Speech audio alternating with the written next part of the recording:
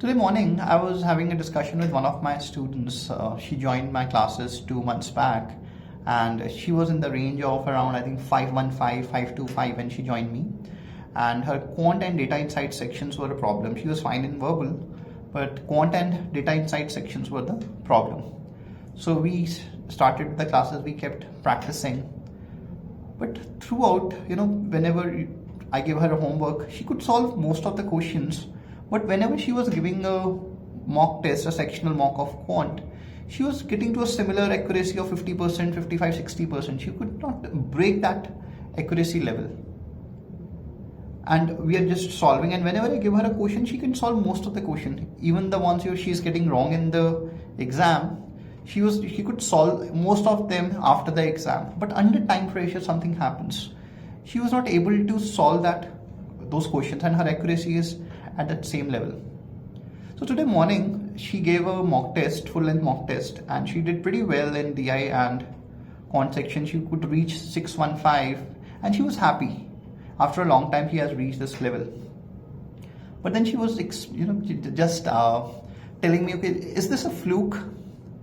Because I don't know, I must have, done something. Must have, maybe luck.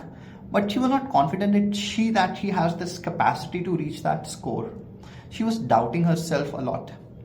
Then she shared one of her experience in her office. So she was just applying for another role. So she has the knowledge, but she has not worked in that particular role.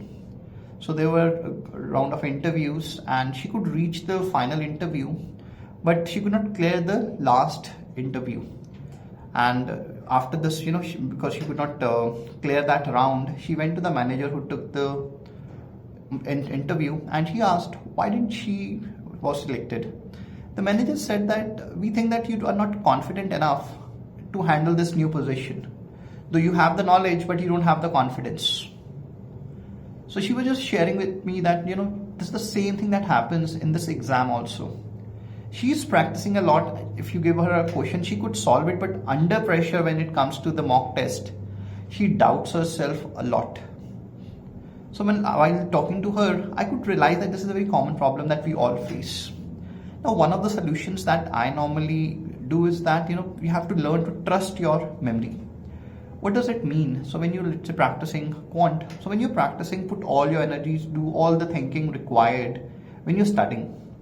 Once you're done with your practice, stop thinking about quant. What happens once you're done with the studies and we are free or we are doing something else, we keep thinking about quant. And what we think are always the failures or all the problems we have. So we are just generalizing everything. Maybe you just had studied for 2 hours and you got around 80% accuracy, but earlier it was 50%. So your mind is stuck at 50%. So you keep thinking about those 50%, and you just start losing that confidence in yourself. And when it actually comes to the mock test or the actual GMAT, because you have a habit of thinking so much and you think so much negative about yourself, all the failures you had, that stays with you, and under time pressure, you'll always get to your basic habits. So at this time, what a student requires, what I suggest to her is that start trusting your memory. Once you're done with the practice, forget about quant, forget about GMAT. Whenever you go to the test or for the mock test, tell yourself that I have done enough practice.